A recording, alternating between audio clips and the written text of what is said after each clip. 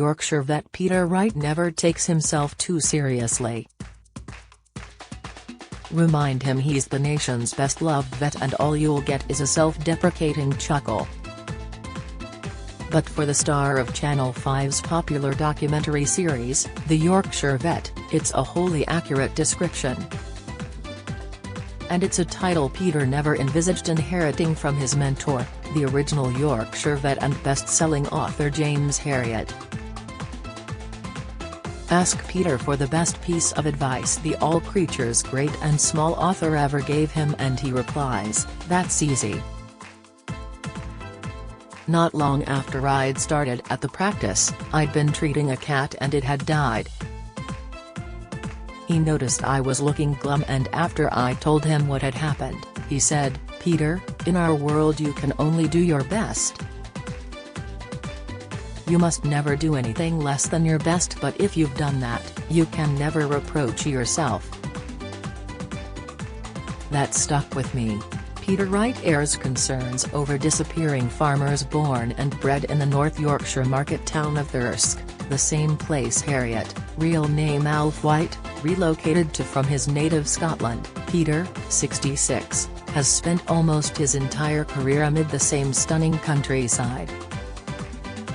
He started working with Herriot while studying veterinary science at Liverpool University in the 1970s and soon became immersed in the rural vet's world that then also included Herriot's partner Donald Sinclair, the real-life Siegfried Farnan in the books, and celebrated characters such as Mrs. Pumphrey and her pampered pooch Tricky Woo.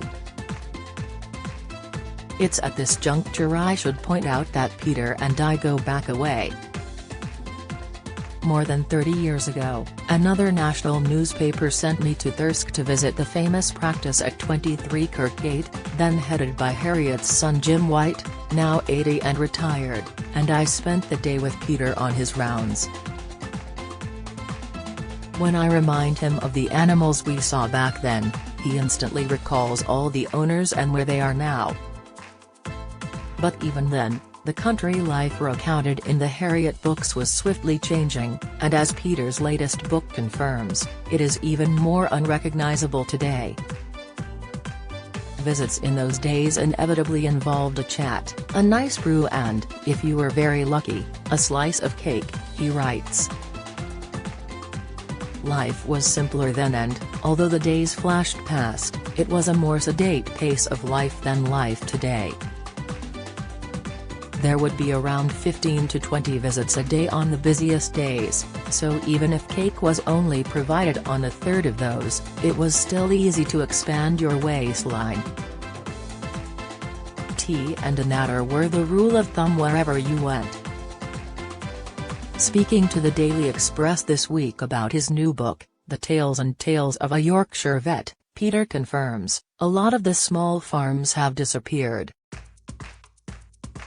The farmers' sons and daughters look at how their fathers have struggled to make ends meet over the years, working 7 days a week. Their children think, "This isn't for me." So the farms and the land that goes with them get sold off to larger enterprises. Perhaps even more concerning is the change Peter has noticed in livestock's behavior towards human beings. Don't miss. The Yorkshire vet admits pressure is on in dog's miracle operation. Latest, Channel 5 viewer upset as puppy mauled in savage dog attack. Latest, the Yorkshire vet star recalls horror of losing patient. Latest, I've been attacked by cattle more in the last few years of my career than at any other time, he says. I think the reason for that is that farms nowadays have become bigger and much more mechanized. Small family farms where the farmers would walk among their livestock, shaking bedding up with a pitchfork and filling feeding troughs from bags of food aren't common anymore, so cattle don't get used to close contact with people. Nowadays, on the big farm units, cattle are often attended by somebody who drives in with a tractor and rolls big bales of bedding out. So when a human being comes along, they look at him or her and think, "What's that?" Peter also points out the increasing numbers of continental cattle being farmed in Yorkshire and the rest of the UK. The Limousin and Charolais breeds, for instance, are naturally more aggressive than traditional British beef breeds, like Shorthorn, Dexter, and Aberdeen Angus. It's become more of a dangerous job. I know of 2 people who've been killed in fields full of cows over the past few years. Someone else I know, a respected vet very familiar with farm animals, was brought down and trampled while walking on a footpath with her young son and dog. She told her son to run, which he did, as did the dog. But the cow broke 2 of her ribs and, when she put up her arm to protect her head, it kicked her again and broke her wrist too. Not that Peter's love for his work, and the people and animals who fill his rural idyll, is in any way diminished. His new book is full of the sort of stories viewers of the Yorkshire vet have come to love, from trying to trim the claws of the world's most cantankerous cat to a late-night chase of a flightless bird called the rhea. He also recounts the miraculous recovery of a dog that lost half its skin after being bitten by a snake and the bizarre case of a horse with a rat's tooth buried deep inside its jaw. Another valuable lesson Peter has learned from his late mentor is how to delegate more strenuous jobs to younger members of the practice. The jobs like castrating calves, which can be a bit of a rodeo, he says. When Alf, James, saw an entry in the daybook like that in his later days, he would consult an imaginary crystal ball on the office desk and say, "Peter, the mists are clearing and I can see a young, fit man going out to do that job." And he'd put my initials down beside the job.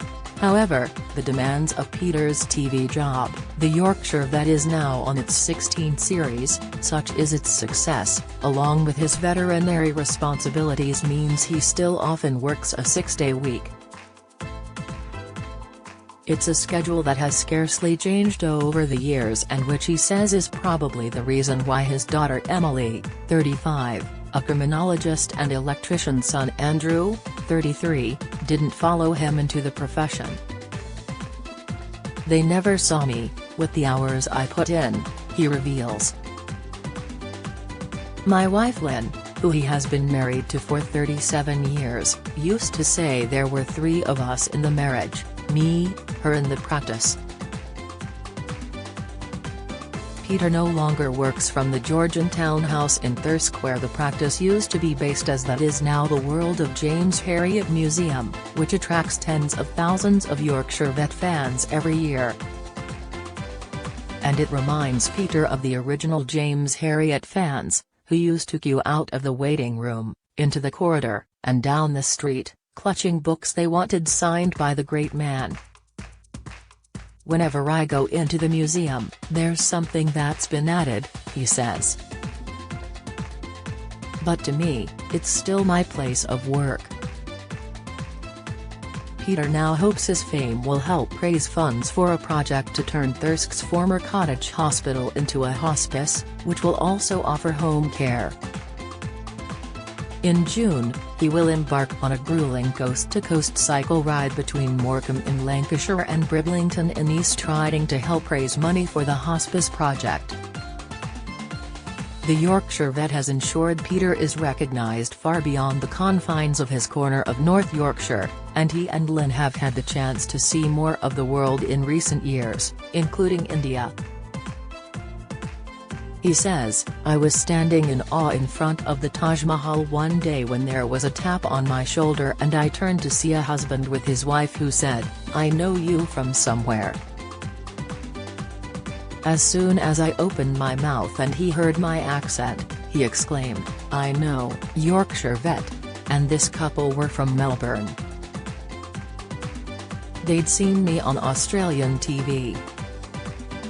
The thing I'm most proud of about the program is that it appeals to children from 4 years old to fans in their 90s. There's not many shows can say that. His old boss James Harriet would surely approve. The Tales and Tales of a Yorkshire Vet by Peter Wright, Martel Books, £20, is published on Thursday. To order, visit Express Bookshop.com or call the Express Bookshop on 020-3176-3832. The Yorkshire Vet is on Tuesdays at 8 p.m. on Channel 5. To donate to Peter's cycle ride for Harriet Hospice Home Care, go to justgiving.com/campaign/feedpeterwright.